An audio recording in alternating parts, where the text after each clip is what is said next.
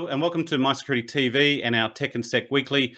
My name's Chris Cubbage. I'm the Executive Editor and Director with My Security Media, and today we're joined by Dr. Nick Tate, the President of the Australian Computer Society. We're going to be looking at reform of Australia's electronic surveillance framework.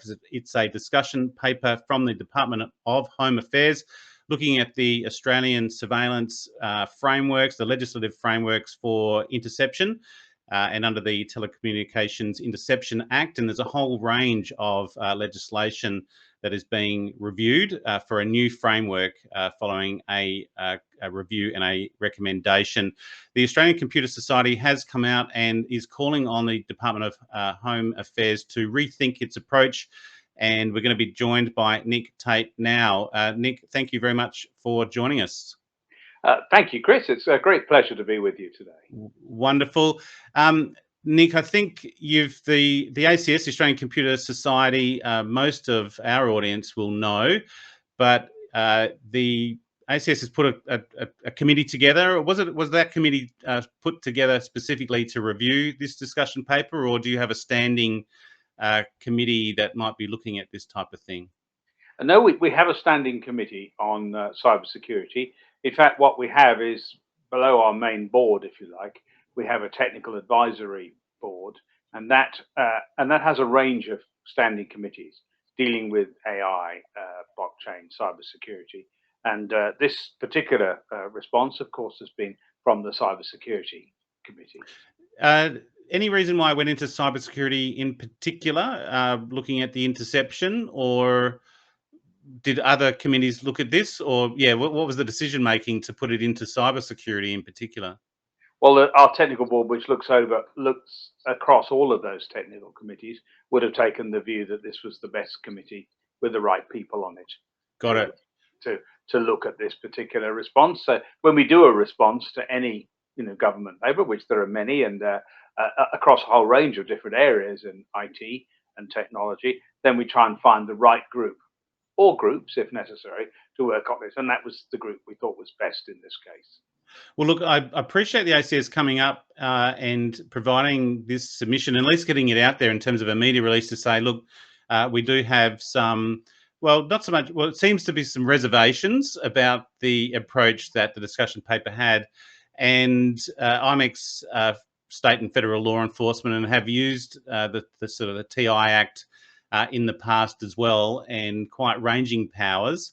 There seems to be quite some divide, but again, I come in from a policing mindset of, there's a technology challenge for them right now as well, isn't it? In terms of what they want, what will really help them.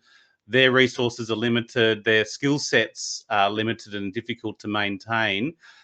Maybe let's start with an overview, then we can dive down into particular areas. What was your general thoughts on the challenges that they have? Do you appreciate the challenges that law enforcement has? And then some of the limitations that they're going to have to put up with or face into the future? Absolutely. And I think, well, first I might just say, if you don't mind, that actually we applaud the government really for doing this review.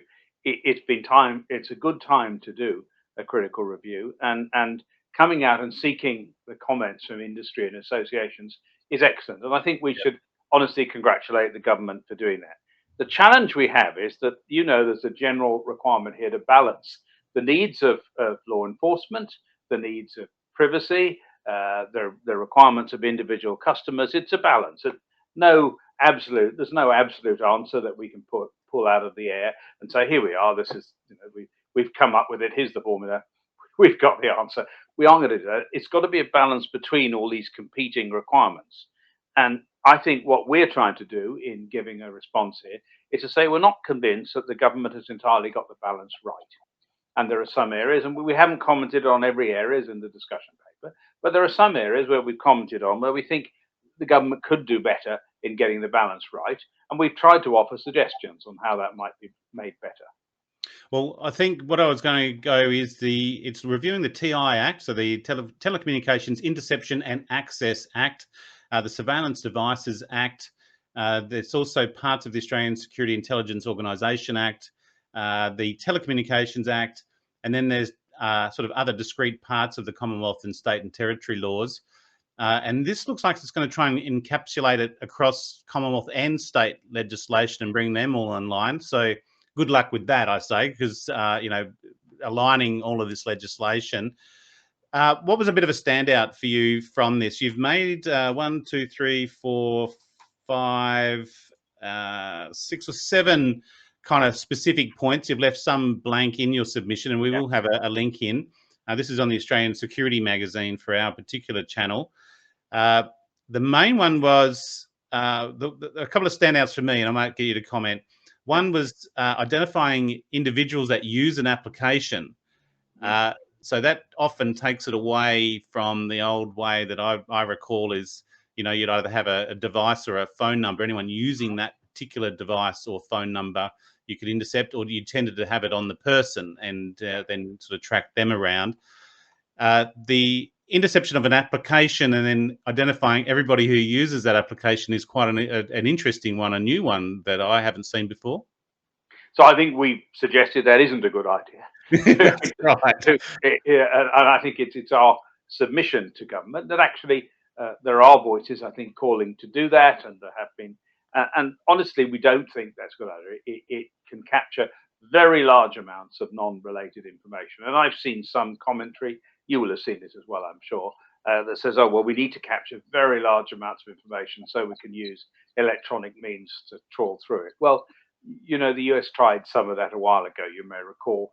And overall, it actually just, in my view, and I think the ACS's view as well, would reduce trust in the ability of our law enforcement agencies to properly enforce what is understandably the right thing to do. We understand, as I think everybody understands, in a modern society, you have to have government surveillance activity. Let's be quite open and honest about that. So the question is, how do you do it in such a way that people feel that it's been properly operated, it generates trust, and everybody wants to try and cooperate to get the result, which I think we all want, which is to get people who are doing things which they should not be doing found out. And I think we think that going just targeting an application is going too far in terms of the amount of information, and that's one of the recommendations we've come back.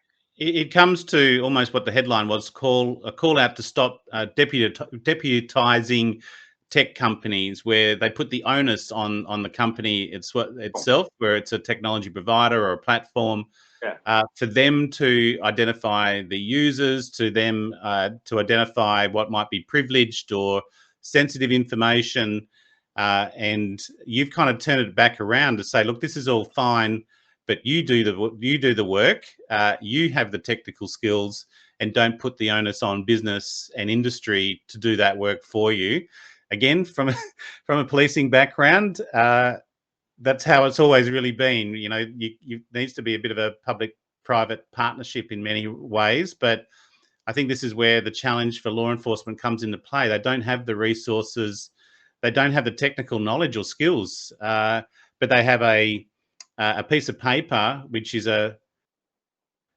quite a demand. Will produce documentation, or you will produce information, and it puts the onus on industry. Do you think this has gone far enough in terms of that coercive power?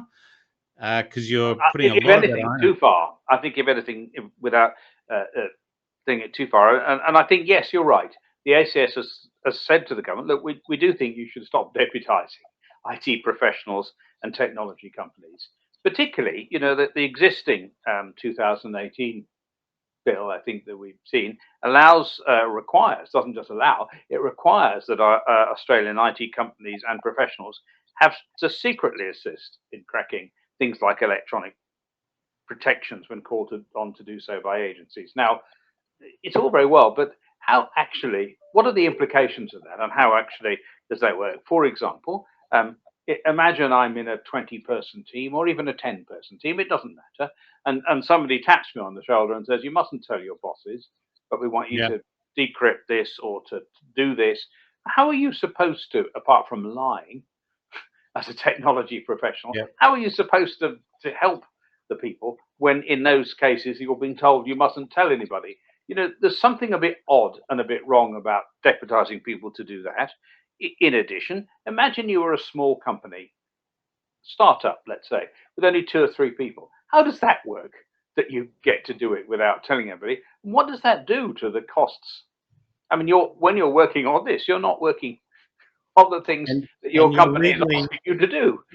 that's where I was almost going before. Again, sort of the Crime Commission or ASIO Acts, they serve your notice to produce, and you are then legally obliged, and you'll break Yeah. the law if you don't produce. Yes. And if it's an electronic document or whatever that piece of a record, and that could be an application and its user base, it does put that onus on them. And that's kind of where I was going. Is there a divide here between interception of communications, and even this discussion paper points out that communication isn't even properly defined. So what is communication? Oh, There's a problem right there. And then the other one is the coercive nature of that production of electronic document, given the amount of data that we have these days. Where do you see the line being drawn? Is there?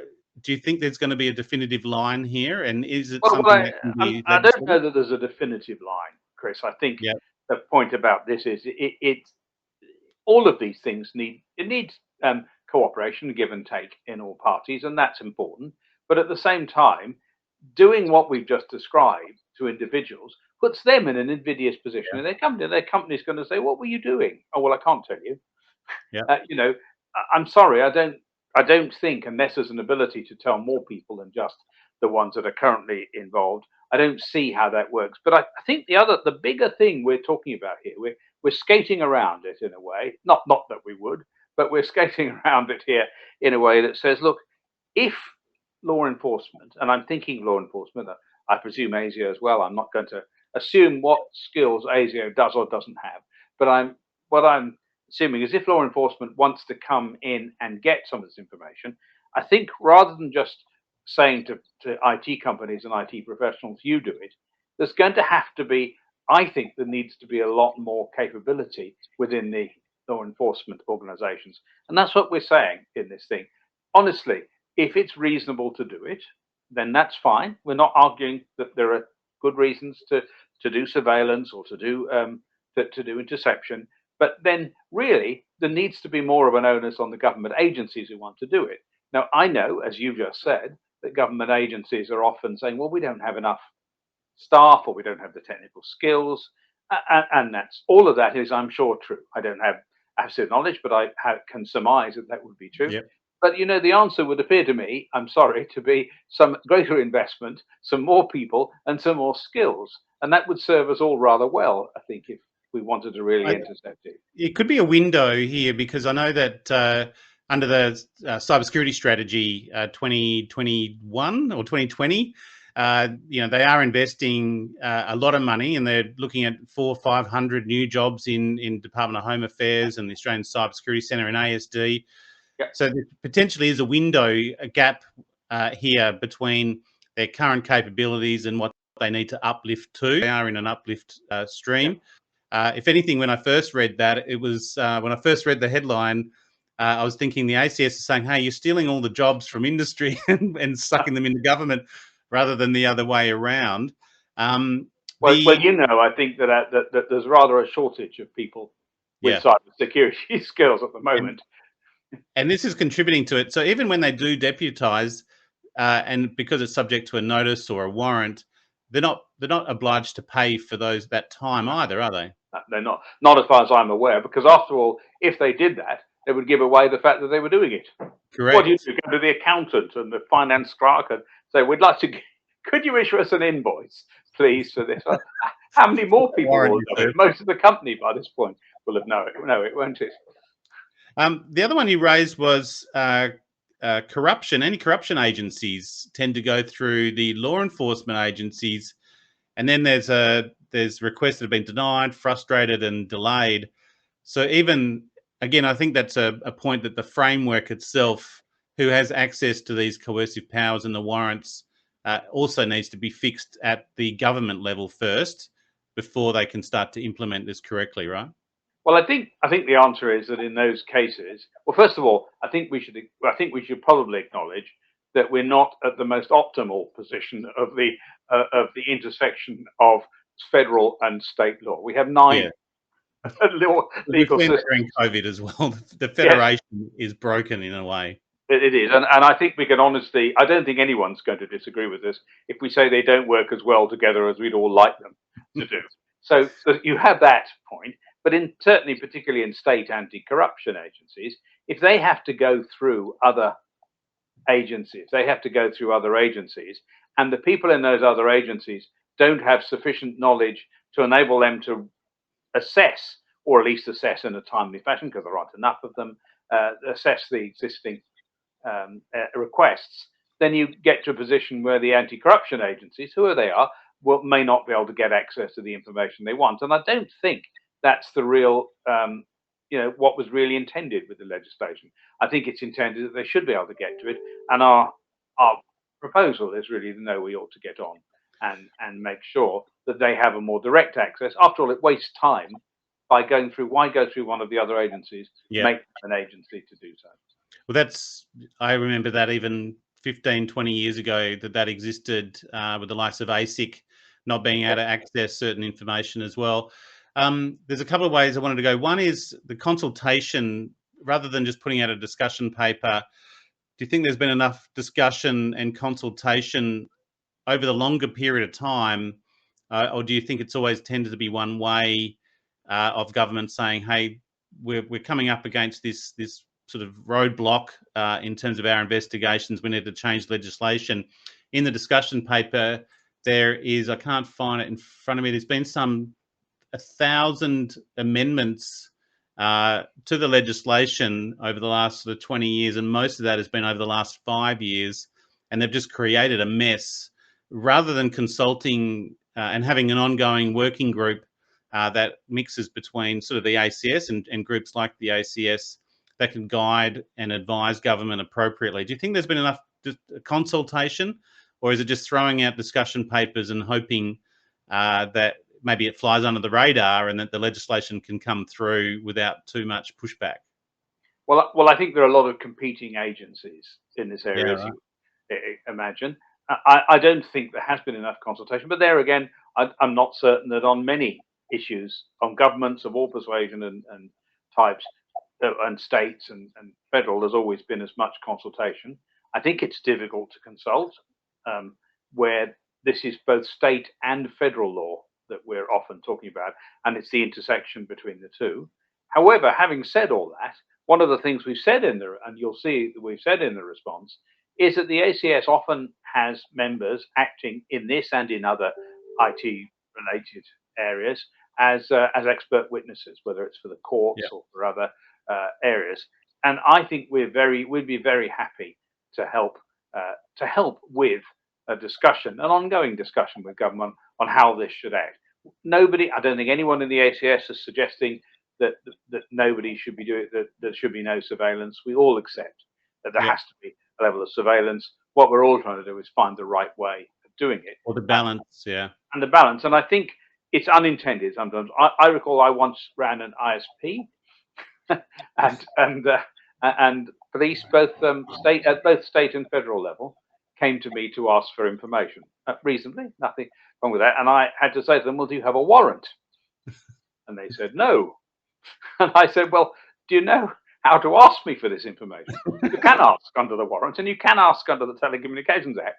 But if you don't ask me in the way that you need to in those circumstances, I can be in trouble with the Privacy Act. And so I'd rather not be in trouble. Could we agree that you'll come back to me with the appropriate way?" Now, there's nothing against the individual officers doing the very best and absolutely doing a great job and doing their very best, but they just haven't been as trained as well as they could have done in this area. And I think that's all part of how we can help, not only collaborating with the government by saying what's sensible, what's not sensible, what works, what doesn't work from our experience, but how should you go about getting the right trained and skilled workforce? What does it look like? How could we help in those sense? Look, I can't agree more. I mean, that's a red flag for me when you are getting information. It's almost lazy police work, but it's also lazy police governance in not providing the officer training there. It is a challenge for them, and I think it also throws out how embedded technology has become in policing and law enforcement, because they can't. This includes the officer on the beat. Really, at the end of the day, it's not just the agencies themselves at a higher level, and understanding how that warrant system and how to ask for information. Because it brings me to the next point in terms of surveillance devices, video. And most of my experience with policing, even currently, police go out and get video. They get the CCTV footage and the like with no warrant. So that chain of evidence can often be challenged and lost as well. Just to clarify what I said before, the TIA Act has been amended more than 100 times over the past 15 years. Most of that was over the last 5 years, and there's 1,000 pages of legislation containing more than 35 different warrants and authorizations.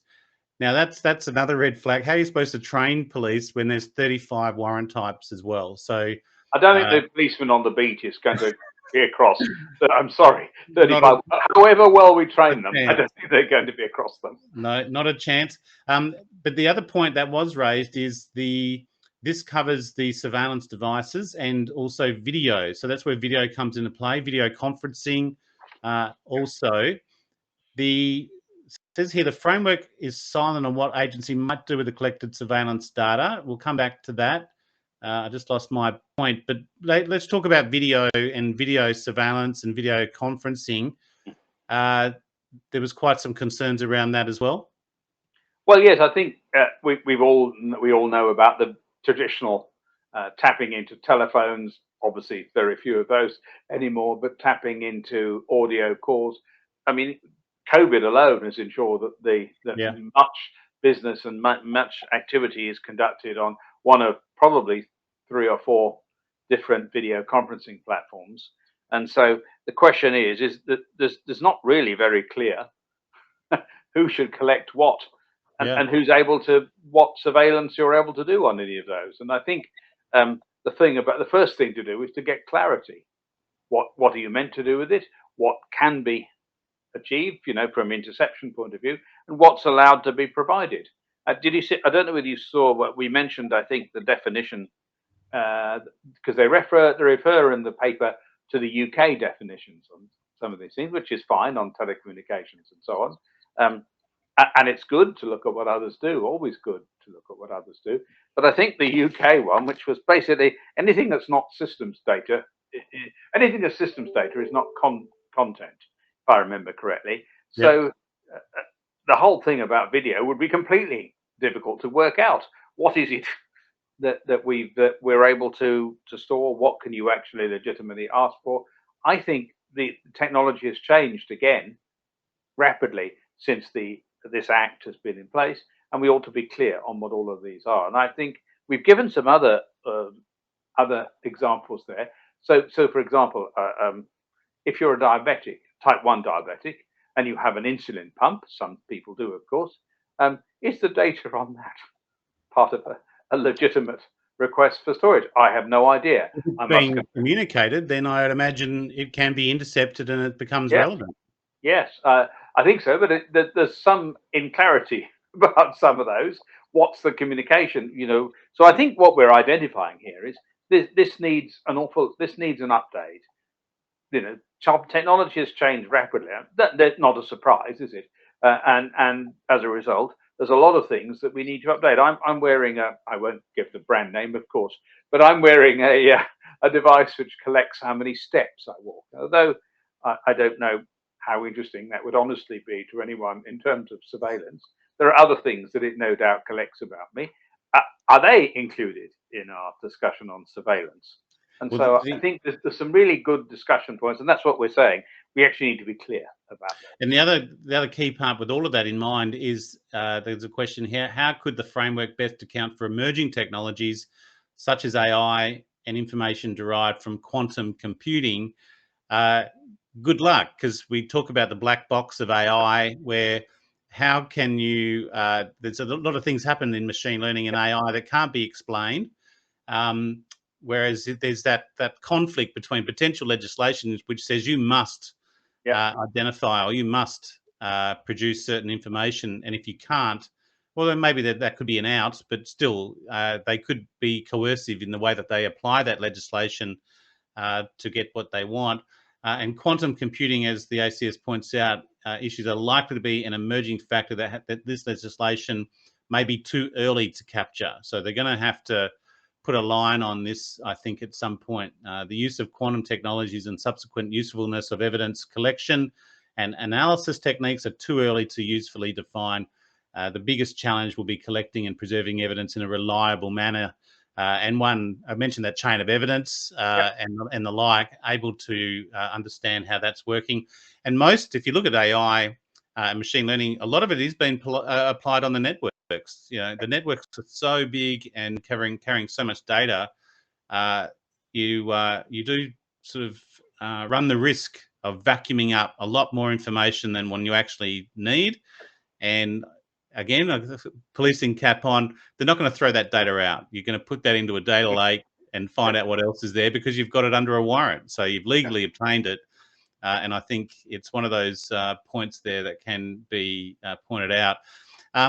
Nick, I suppose the profiles, I suppose, of the committee, because I think it's something that needs to be listened to. The ACS is sort of a primary industry association in this field. And I'd probably listen to more from on the ACS is maybe from Department of Home Affairs. I understand the Home Affairs intention, but I understand the ACS skill set and likewise intention, having a genuine intention here. What's just some of the profile? You don't have to mention names and the like, maybe the number on the committee, and they're all cybersecurity focused. And then we might even dive into your other range of work as well. Well, there's about 10 on the committee, the cybersecurity committee, and you can see who they are because they're actually published on our website. Okay, well, we'll put that. We like to be transparent. Okay, that's good to know. And most of them have got pictures up there as well. But I mean, there's some there's a range of people from industry, from academia. One of them, and I'm sure he won't mind me mentioning it, Professor Bill Cayley, who is the father of a lot of cybersecurity here in Australia. So yes, we have some very competent, capable people sitting on that committee, and they give a view. Now, they won't all have exactly the same view. You'd be surprised if that number of people did. But what we're trying to distill here is a reasonable response to the government's request for discussion by that committee. And as you said before, do we think more should be done? Yes, we do think it would be good to have an ongoing discussion and to help provide our own feedback into that. And we're always happy to do that. Yeah, I think one thing I'd like to see, if they're going to progress with something like that, and given the amount of amendments that have been made, say in the TIA Act, is if they can guarantee that there's going to be cohesion across the states and the legislative framework first, rather than one state or Commonwealth doing its own thing and then a state doing another, then it just gets messy straight away and we're probably wasting everybody's time. So I think if all agencies are in tune with this, then maybe that could be a good basis to start from. Now, you're doing other work similar to the ACS, but across Southeast Asia. We cover ASEAN and Asia Pacific as well. What's your other basis of work, Nick, and your other areas of interest? Well, I have, in addition to this, I'm a CIO by background from a long time in banks in London and in universities in Australia, and I've worked in banking, defence, and so on.